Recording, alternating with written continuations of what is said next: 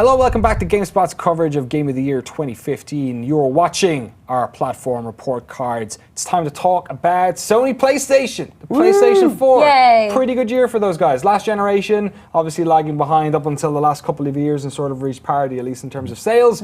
Justin, this year it seems like PlayStation 4 are running away with it in terms of the console war. They did. I mean, I'm kind of embarrassed that I was one of the naysayers a couple years ago who was saying, you know, this is probably the last year for big console releases. We'll see something that maybe meets the success of Xbox 360 and PS3, but PlayStation 4 and Xbox One, who wants these? Apparently everybody wants them. I was totally wrong. I feel like a complete idiot. 30 million PlayStation 4 sold since its launch in November of 2013, 2 years ago. It was at 20 million in March. So that means they've shifted 10 million units in the past 8 months or more. I mean, they're effectively doubling what Microsoft is doing with the Xbox One. Yeah. They've done it so well that Microsoft has finally said, we're not going to tell how many we sold each month. Let's ignore That's that. when you know it's getting ugly. Obviously, one of the big things in previous generations was exclusives. Specifically, when I think about the heyday of PlayStation, we were talking about Metal Gear Solid previously. You know, games like Final Fantasy, Grand Theft Auto, massive franchises that existed on that platform. That's not the world we live in anymore. 2015, most of the big games have come out on most of the consoles, but there were some really great games and some sleeper hits, Alexa, as well, that came out in the PS4. Yeah, Until Dawn. Yeah. I remember sitting, I did a stream with the Kind of Funny guys, and I remember saying on camera, like, I think Until Dawn is going to tank. I don't think anyone cares about it. Sony moved it to summer, which is when you release games to die. Holy crap, it is one of my favorite games this year. Yeah, the game is so good. It does stuff with narrative design and with player choice and that whole butterfly effect thing that Telltale, like, it rivals what Telltale does. It rivals what other games have done. And I think that's probably one of the best games that came out this year, period. Yeah. Another game they had earlier in the year, Justin, Bloodborne.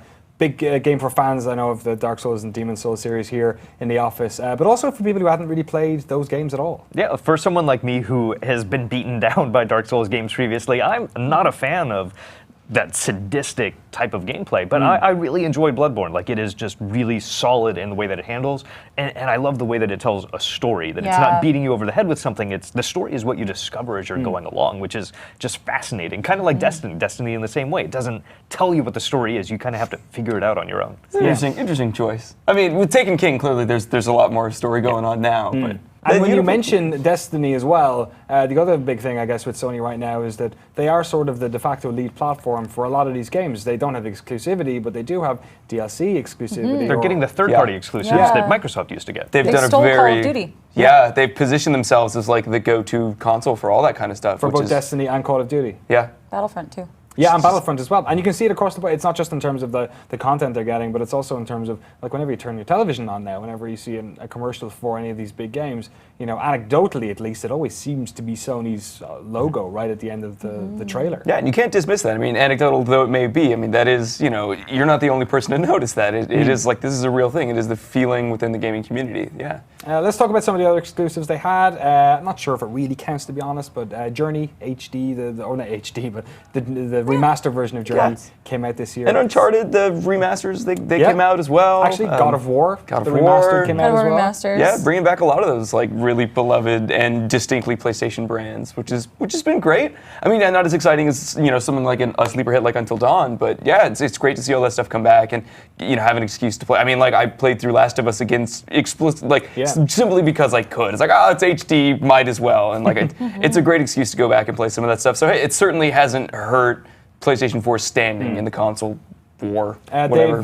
This time around, they also seem to dip their finger in the indie bucket a little bit more. We didn't see No Man's Sky in 2015, and we're going to see it apparently halfway through next year. Everyone's gone to the Rapture. Oh, so gosh. good. It's good. It's very divisive because it's a walking simulator. It's sort of like Gone Home, and that you're It's not a real story. video game, Alexa. But it's good. It was good. And then we had Axiom Verge as well, which is an indie game of the year contender for the Game Awards. Oh, I still haven't played that. I have to play that game. It's very well done. Yeah, Sony has just done a great job, not necessarily of having exclusives on the indie front, but of making it seem like they do, or of getting it console exclusives. And they have just courted the indie scene so much, especially after Xbox kind of fell flat in some ways with messaging and especially the way that they were talking with indies.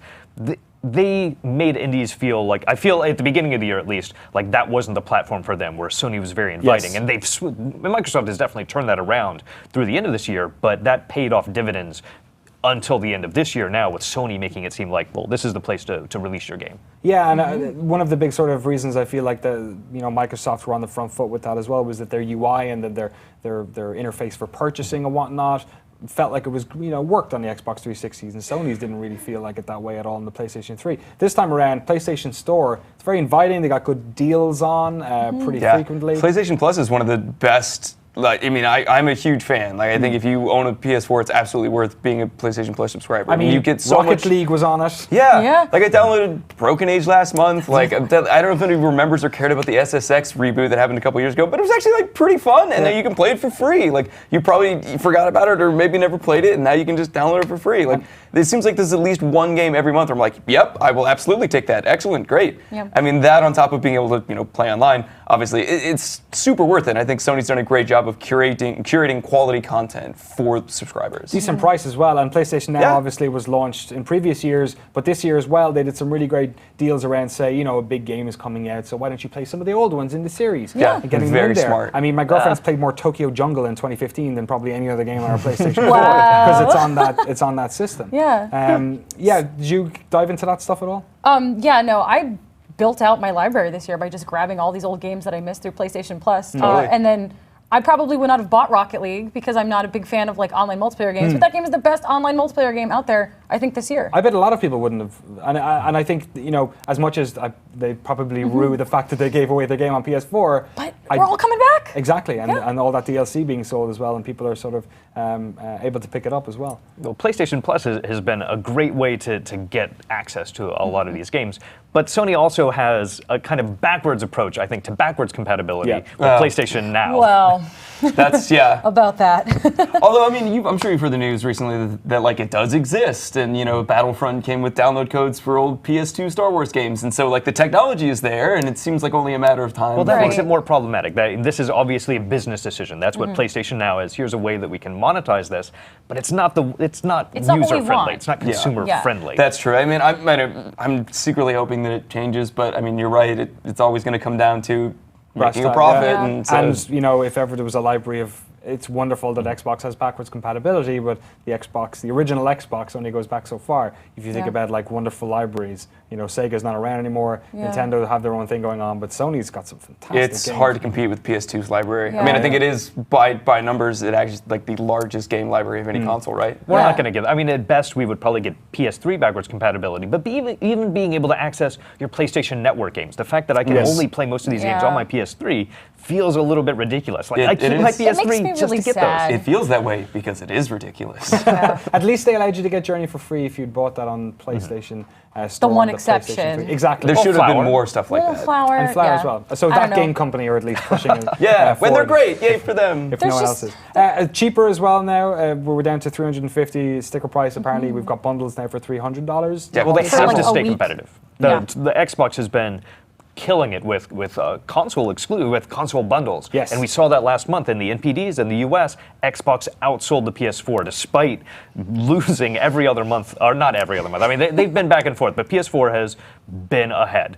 But last month, when it really counted, going into the holidays, Xbox One pulled ahead, and that's because not only are the bundles cheaper, but they come with games that you really want. Like Yeah. Battlefront. There are some great PS4 bundles, but you're right. They tend to be games that aren't quite as desirable. The you can Uncharted get- collection. Yeah, you know what? I'd play that, but it's not exactly like a real blockbuster.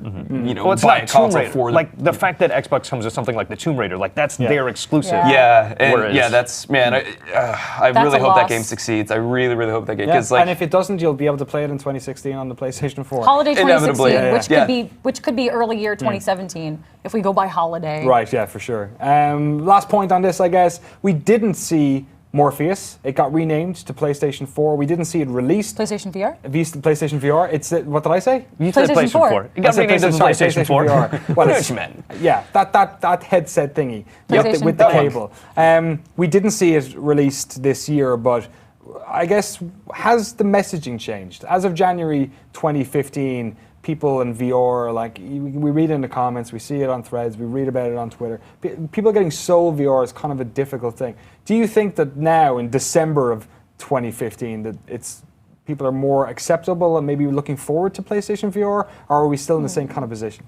I think VR has made huge leaps and bounds. I mean, the fact that not only is this something which is, it's not pie in the sky, PlayStation Experience is going to have a huge focus on virtual reality. And it is something that you have to get into people's hands. You have to, like us talking about it, us writing about it, doesn't get across the same experience as putting on a virtual reality headset. And Sony is being smart. They're putting this into public spaces. You can go to movie theaters now and try out things like Oculus and these other virtual reality experiences. The fact that not only is it just something that they're talking about on the outskirts, this is something that they're saying this is a full retail project. There are games that are coming out for it. This is, even without announcing it, this is coming out next year. Yeah. PlayStation VR. It's get used to it Morpheus eventually. is a nicer name. Yeah. This is, they're saying this is coming out next year is what I'm reading into this. Great year for PlayStation.